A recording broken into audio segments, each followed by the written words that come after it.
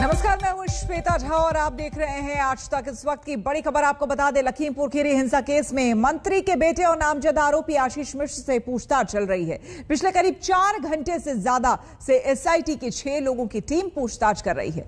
लखीमपुर में crime branch के दफ्तर में आशीष मिश्र से मजिस्ट्रेट के सामने सवाल जवाब हो रहे हैं। आशीष मिश्र अपने वकील के साथ यहां पर मौजूद हैं। आपको बता दें कि पूछताछ में डीआईजी उपेंद्र अग्रवाल और लखीमपुर के एसडीएम भी मौजूद हैं। आशीष मिश्र ने अपने पक्ष में कई वीडियो पेश किए हैं। उन्होंने 10 लोगों के बयान का हलफनामा भी पेश किया है, जो बताता है कि वो काफिले के साथ नहीं थे, बल्कि दंगल के मैदान में मौजूद थे।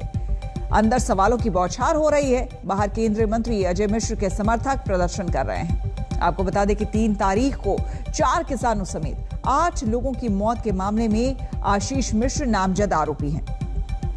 दूसरे नोटिस के बाद आज तय वक्त 11 बजे से 20 मिनट पहले आशीष यहां पहुंचे और तब से सवाल जवाब चल रहे हैं। हमारे संवाददाता संतोष शर्मा हमारे साथ जुड़ गए हैं सीधे लखीमपुर से। संतोष, अब 4 घंटे लगभग हो गए हैं। आपसे जो बातचीत हुई थी उसमें आपने बताया था कि लगभग 1.5 से 2 घंटे का वक्त और लगेगा। कुछ जानकारी अंदर से? देखिए, अभी पूछताछ की जा रही है। पूछताछ का सिलसिला लगातार जारी है, क्योंकि आशीष मिश्रा के द्वारा कुछ वीडियोस दिए गए हैं और एफिडेविट्स दिए गए हैं। तो एफिडेविट्स का तो वेरिफिकेशन बाद में होगा, लेकिन जो वीडियोस दिए गए हैं, पुलिस को भी कुछ वीडियोस मिले हैं जो पब्लिक के द्वारा एक हेल्पलाइन नंबर जारी किया गया था और जो वायरल वीडियोस थे वो भी मिले हैं। इन तमाम वीडियोज को लेकर के आशीष मिश्रा से पूछताछ की जा रही है। पूछताछ की जा रही है कि थार गाड़ी जिसने सबसे पहले किसानों को रौंदा, वो वहां पर कैसे पहुंची, किसके कहने पर पहुंची और इतनी तेज स्पीड में चलाने की जरूरत क्या थी, क्यों, किस उद्देश्य से चली, और जब रूट बदल चुका था उप मुख्यमंत्री के वहां पहुंचने का तो उस रूट से क्यों गई। ये तमाम सवालात हैं आशीष मिश्र से। हालांकि लगातार आशीष इस बात की दलील दे रहे हैं कि वो वहां पर मौजूद नहीं थे, घटनास्थल पर मौजूद नहीं थे, वो दंगल जहां पर हो रहा था वहां पर मौजूद थे। लेकिन उनसे लगातार पूछताछ की जा रही है। जो गाड़ी पीछे फॉर्च्यूनर और उसके पीछे स्कॉर्पियो चल रही थी, फॉर्च्यूनर और स्कॉर्पियो में कौन कौन लोग थे, क्योंकि ये दोनों ही गाड़ियां बताया जा रहा है कि लखनऊ के अंकित दास की हैं। अंकित दास आशीष मिश्र के करीबी दोस्त हैं। हर कहा जाए कि सार्वजनिक कार्यक्रम में आशीष मिश्र के साथ और केंद्रीय गृह राज्य मंत्री अजय मिश्रा के साथ अंकित दास ने स्टेज शेयर किया है। तो इन पहलुओं पर भी पूछताछ की जा रही है। अभी पूछताछ का सिलसिला जारी है। जो डीआईजी उपेंद्र अग्रवाल हैं वो पूछताछ कर रहे हैं, एसपी लखीमपुर खीरी विजय ढुल हैं वो पूछताछ कर रहे हैं। इसके साथ ही जो एसआईटी की जो इन्वेस्टिगेटिंग टीम है वो यहाँ पर मौजूद है। लगातार पूछताछ की जा रही है और अभी माना जा रहा है कि 2 बज चुके हैं और करीब 4 बजे तक ये पूछताछ चलेगी। कम से कम 4 बजे तक ये पूछताछ चलेगी।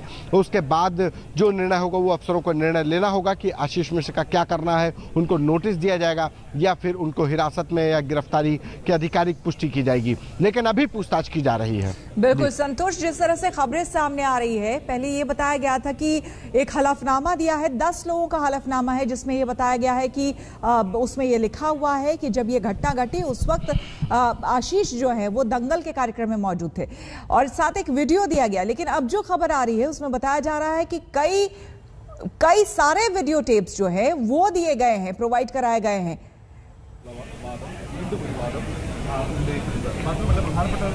देखिए, आशीष के द्वारा जो वीडियोस दिए गए हैं वो वीडियोस वहां के दंगल के कार्यक्रम के हैं, जिसमें आशीष खुद कमेंट्री कर रहे हैं। 2 पहलवान लड़ रहे हैं तो वहां पर कैसे आशीष पूरे उस दंगल के बीच में जहां पर मैदान था वहां पर घूम घूम कर कमेंट्री कर रहे हैं। इसके साथ ही जो कार्यक्रम स्थल के लिए जो स्टेज बनाया गया था वहां पर जब मौजूद थे वो भाषण दे रहे थे, लोगों से अपील कर रहे थे, तो अब वहां पर वो मौजूद थे, वो वीडियोस दिए गए हैं।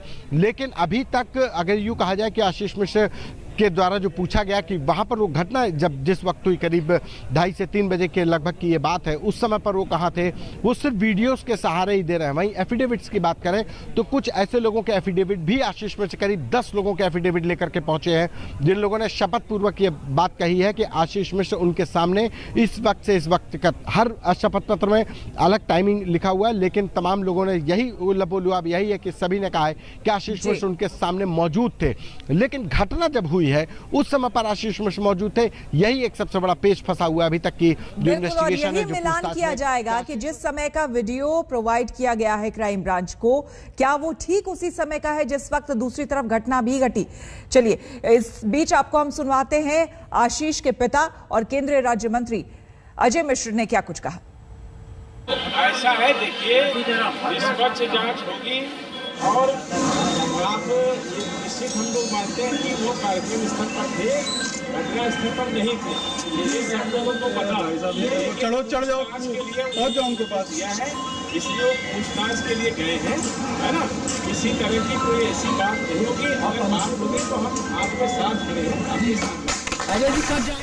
ऐसा है, देखिए निष्पक्ष जांच होगी और आप ये निश्चित हम लोग मानते हैं कि वो कार्यक्रम स्थल पर थे, घटना स्थल पर नहीं थे। ये सब लोगों को पता चढ़ जाओ पहुंच जाओ उनके पास दिया है, इसलिए वो पूछताछ के लिए गए हैं, है ना। किसी तरह की कोई ऐसी बात नहीं होगी। अगर बात होगी तो हम आपके साथ खड़े हैं, आपके साथ। अजय जी सर जाए। तो ये आपने अजय मिश्र को सुना। इस वक्त तो वो हालांकि लखीमपुर में है, लेकिन दिल्ली में जो उनका आवास है उसके बाहर कांग्रेस की यूथ कांग्रेस का जो विंग है उन्होंने जबरदस्त प्रदर्शन किया है। उसकी तस्वीरें आपको हम दिखा रहे हैं। यूथ कांग्रेस के कार्यकर्ताओं ने अजय मिश्र के आवास के बाहर यहां जबरदस्त दिल्ली में प्रदर्शन किया। पुलिस को रोकने के लिए काफी यहां पर मशक्कत भी करनी पड़ी।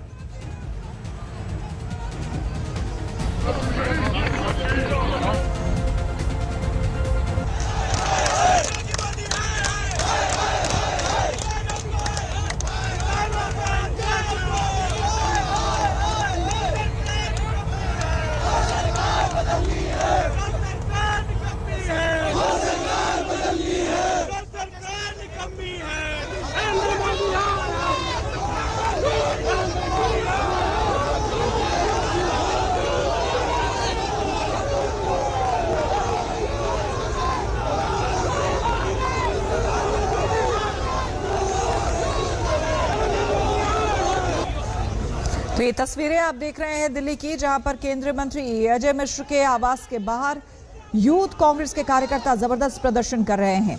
और दूसरी तरफ आपको हम दिखा रहे हैं लखीमपुर बीजेपी दफ्तर की तस्वीरें, जहां पर कांग्रेस के जो कार्यकर्ता है, माफ करिएगा बीजेपी के जो कार्यकर्ता है, यहां पर अजय मिश्र और आशीष मिश्र के समर्थन में नारेबाजी कर रहे हैं। क्या आशीष मिश्रा बुला रहे हैं? प्रशासन हमको बुलाए, प्रशासन अंधा है, प्रशासन नहीं देख रहा है। आशीष मिश्रा क्यों बुला रहे हो? को हटाइए, उसमें कहीं भी आशीष मिश्रा की गलती नहीं है। आप लोग आशीष मिश्रा के समर्थन में आए हैं। हम लोग बिना साक्ष्य गिरफ्तारी नहीं हुई है, बिना साक्ष्य कोई भी साक्ष्य के खिलाफ एक भी वीडियो, एक भी लोग उनके समर्थन में यहाँ। आपको बता दें कि मंत्री पुत्र आशीष को लेकर सियासत भी तेज हो गई है। प्रियंका गांधी ने कहा है कि अजय मिश्र के मंत्री रहते पीड़ितों को इंसाफ नहीं मिल सकता। इस तरह की बातें करते हैं, ये भारतीय जनता पार्टी की सरकार है। यहाँ पर किसी का पावर, किसी का रसूख नहीं चलता है। हम पूरी तरह से निष्पक्ष होकर के जांच करेंगे। किसी गाड़ी में नहीं था, मौके पर नहीं था, कार्यक्रम स्थल पर था। घटना स्थल और कार्यक्रम स्थल के बीच में 4 किलोमीटर की दूरी है। कि गृह राज्य मंत्री जो पिता हैं इस अपराधी के, वे बयान दे रहे हैं कि वो वहां नहीं था। जितने भी लोग वहां मौजूद थे वो कह रहे हैं कि हमने देखा, हम पहचानते हैं उस लड़के को, हम वहां थे। जो पत्रकार वहां पे कुचले गए हैं, उनका परिवार कह रहा है कि वो पहचानता है। सब कह रहे हैं, आप सुनने के लिए तैयार नहीं है। आप कह रहे हैं कि आप सिर्फ उनके पिताजी की बात सुनिए। आप बेसिकली इस देश को ये मैसेज देना चाह रहे हैं कि आप सत्ता में हैं, अमीर हैं या भाजपा के नेता हैं, तो देश में आपके लिए न्याय है। अगर आप गरीब हैं, आप दलित हैं, आप किसान हैं, आप महिला हैं, तो आपके लिए न्याय की संभावना है ही नहीं। और इस बीच रुक करेंगे अगली खबर का। आपको बता दें कि मुंबई ड्रग केस में एनसीबी ने एक और ड्रग पेडलर इम्तियाज खत्री के घर पर छापा मारा है। बांद्रा में एनसीबी ने इम्तियाज खत्री के घर पर तफ्तीश की और पूछताछ के लिए एनसीबी दफ्तर बुलाया है। इम्तियाज खत्री का बड़ा बॉलीवुड कनेक्शन है, फिल्म प्रोडक्शन का इसका कारोबार भी है। एक तरह से आज के डेट में ये बड़ी छापेमारी मानी जाएगी एनसीबी की तरफ से। तो लगातार एनसीबी एक बार फिर से एक्शन में दिख रही है पूरे मामले को लेकर। सबसे पहले ये ड्रग केस का मामला, सुशांत ड्रग केस से शुरुआत इसकी हुई थी और उसके बाद एक के बाद एक कई छापेमारी हुई, कई लोगों को पकड़ा भी गया। कई ड्रग पेडलर्स को अलग अलग जगहों से पकड़ा गया, लेकिन अब एक बार फिर से क्रूज ड्रग मामले के बाद ये मामला फिर से एक बार सामने आया है और फिर से कई जगह छापेमारी हो रही है, जिसमें एक ये बड़ी छापेमारी इम्तियाज खत्री के घर पर मानी जा रही है। आप देख पा रहे हैं नारकोटिक्स कंट्रोल ब्यूरो की ये तमाम जो ऑफिशियल हैं, ये इम्तियाज खत्री के घर के अंदर मौजूद थे। ये तमाम वो ऑफिसर हैं। लगातार रेड जारी थी और अब ये कुछ डॉक्यूमेंट्स वगैरह जो लग रहा है कुछ बयान है वो लेकर, कुछ दस्तावेज लेकर निकले हैं। ये बांद्रा का घर है और यहाँ पर इसी गाड़ी से नारकोटिक्स कंट्रोल ब्यूरो के तमाम जो ऑफिशियल थे वो यहाँ पर आए थे। और फिलहाल की अगर बात करें तो अभी भी रेड लगा था। सर अभी भी अंदर है ऑफिशियल से? तो आप देख पा रहे हैं यहाँ पर जो तमाम ऑफिशियल हैं नारकोटिक्स कंट्रोल ब्यूरो के, ये गाड़ी यहाँ से निकल रही है। कल देर रात ही नारकोटिक्स कंट्रोल ब्यूरो की टीम इम्तियाज खत्री के घर के अंदर दाखिल हुई थी। अभी भी कुछ अफसर, ऐसा बताया जा रहा है कि कुछ अफसर एनसीबी के वो घर के अंदर हो सकते हैं। एक गाड़ी निकल चुकी है, दूसरी गाड़ी आप देख पा रहे हैं यहाँ पर। सर कब से रेड चल रही है, इसके बारे में कुछ बता पाएंगे? देर रात से सर? नहीं, आप घर ऑफिस में है सर, तो टीम हम नहीं अंदर, इतना बता सकते हैं, टीम अंदर नहीं है। आप देख पा रहे हैं नारकोटिक्स कंट्रोल ब्यूरो का कहना है कि जो रेड है वो पूरी तरह से कंप्लीट हो चुकी है। 2 गाड़ियों में ये ऑफिशियल यहाँ पर आए हुए थे।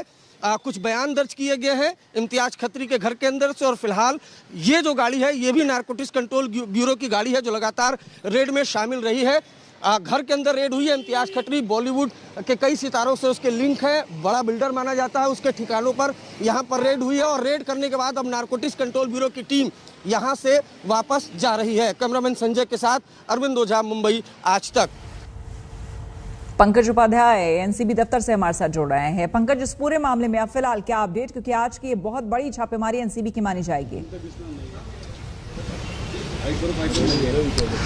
श्वेता, इस वक्त की बड़ी डेवलपमेंट, इस वक्त की बड़ी खबर यही है कि कुछ देर में नारकोटिक्स कंट्रोल ब्यूरो एक प्रेस कॉन्फ्रेंस लेने वाली है। अब ये प्रेस कॉन्फ्रेंस महत्वपूर्ण इसलिए हो जाती है क्योंकि अब इस पूरे केस को लेकर राजनीतिक माहौल महाराष्ट्र में गर्म हो गया है। कैबिनेट मिनिस्टर नवाब मलिक ने आज बहुत बड़े और संगीन आरोप लगाए हैं, न सिर्फ जोनल हेड समीर वानखेड़े के ऊपर बल्कि भाजपा नेताओं के ऊपर, और साथ ही साथ ये भी कहा है कि शाहरुख के बेटे आर्यन खान को इम्प्लीकेट किया गया है। इसलिए आज अब एनसीबी के आला अधिकारी यहां पर आएंगे। डिप्टी डीजी ज्ञानेश्वर सिंह यहां पर होंगे, जोनल हेड समीर वानखेड़े यहां पर होंगे, क्योंकि अब तो सवाल नारकोटिक्स कंट्रोल ब्यूरो की क्रेडिबिलिटी पे आ गया है। क्या due process of law follow किया गया था या नहीं किया गया था? हमने देखा कुछ दिनों पहले ही पंच विटनेसेस के ऊपर किस तरीके से संगीन आरोप लगाए गए थे कि ड्यू प्रोसेस तो फॉलो की ही नहीं गई, और अगर वो लॉ अबाइडिंग सिटीजन है ही नहीं, अगर वो आरोपी हैं, ऐसे में किस बिना पर नारकोटिक्स कंट्रोल ब्यूरो ने ऐसे लोगों को विटनेस बनाया है?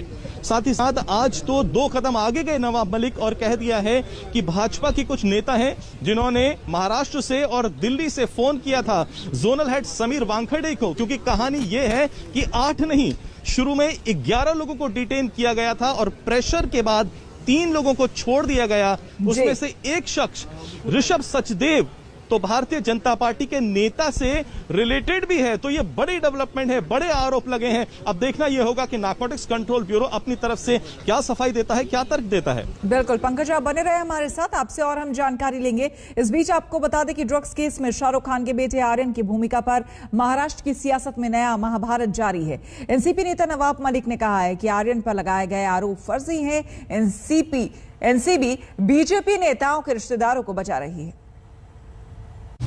हमारा सीधा सवाल एनसीबी से है कि 1300 लोगों के जहाज पर आपने रेड की,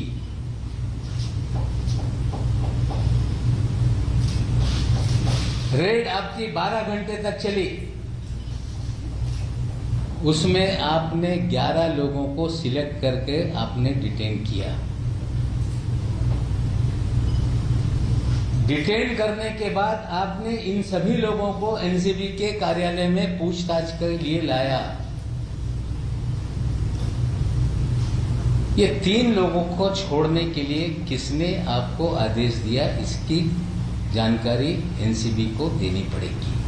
भाई आपको बीजेपी के साथ में जो झगड़ा है हमसे निपटाइए। आप प्रशासन को एक एक अधिकारी को, फिर वो समीर वानखेड़े हो या कोई ईडी का ऑफिसर हो, उसके ऊपर इस प्रकार से गंदे आरोप करके आप उनको डिस्टर्ब करना चाहते हो क्या कि घोटालेबाज अनिल देशमुख भाग जाए, परमवीर सिंह गायब हो जाए और ये जो ड्रग कार्टेल है उनको बचाना चाहते हो?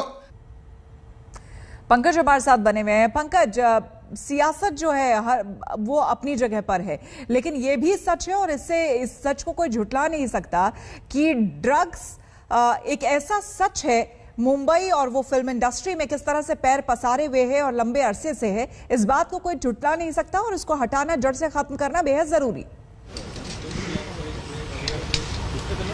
बिल्कुल बिल्कुल ठीक कहा आपने, और यही तो कारण था जिसकी वजह से नारकोटिक्स कंट्रोल ब्यूरो ने अपनी जो पूरी मुहिम थी उसको शुरू किया था। कुछ दिनों पहले ही जब समीर वानखेड़े जो कि जोनल हेड हैं नारकोटिक्स कंट्रोल ब्यूरो के, हमने उनसे बात करी तो कहा कि आप लोगों पे आरोप लग रहे हैं, आखिर आप कितने गंभीर हैं? तो उन्होंने कहा कि पिछले 1 साल में ही 100 से ज्यादा केसेस रजिस्टर किए गए हैं। मुंबई और गोवा में 300 से ज्यादा गिरफ्तारियां करी गई हैं, करीब 150 से ज्यादा की कीमत की ड्रग्स रिकवर करी गई है और 12 ऐसे ड्रग गैंग्स हैं जिनको ध्वस्त किया गया है। यही एक इंडिकेटर है कि अपना काम कितनी गंभीरता से एनसीबी ले रहा है। हालांकि उन्होंने कहा कि प्रेशर उन पे जरूर है, क्योंकि चाहे वो हाई प्रोफाइल लोग हों, चाहे वो कितने इन्फ्लुएंशियल लोग क्यों ना हो, जहां उनको सूचना मिल रही है, जहां उन्हें एविडेंस मिल रहा है, वो एक्शन ले रहे हैं। लेकिन प्रेशर के आगे वो सकम नहीं करेंगे, अपना काम वो करते रहेंगे। लेकिन इस वक्त जो कैबिनेट मिनिस्टर नवाब मलिक ने कह दिया है वो पूरी कहानी को अलग ही टेंजेंट पे ले गए हैं, क्योंकि आरोप बहुत गहरे लगे हैं। सेंट्रल एजेंसी की क्रेडिबिलिटी पे अब सवाल उठाया जा रहा है। इसलिए अब देखना पड़ेगा कि आज जब थोड़ी देर में प्रेस कॉन्फ्रेंस होती है तो नारकोटिक्स कंट्रोल ब्यूरो के पास क्या जवाब रहता है, क्या पलटवार रहता है। बिल्कुल पंकज, बहुत बहुत शुक्रिया आपका तमाम जानकारी के लिए। और क्रूज ड्रग मामले में आपको हम बता दें, आज एक बड़ी छापेमारी हुई है और इस बीच एनसीबी की प्रेस कॉन्फ्रेंस 3 बजे होने वाली है, जिसमें कई अहम खुलासे एनसीबी कर सकती है। तो बड़ी खबर सामने आ रही है, दोपहर 3 बजे एनसीबी की प्रेस कॉन्फ्रेंस है। ड्रग्स केस में एनसीबी का मुंबई में कई ठिकानों पर रेड भी चल रहा है और इस बीच 3 बजे एनसीबी प्रेस कॉन्फ्रेंस करने वाली है, जिसमें हो सकता है कि कई बड़े नाम या फिर जो आज छापेमारी हुई है उसको लेकर के वो कुछ अहम जानकारी दें।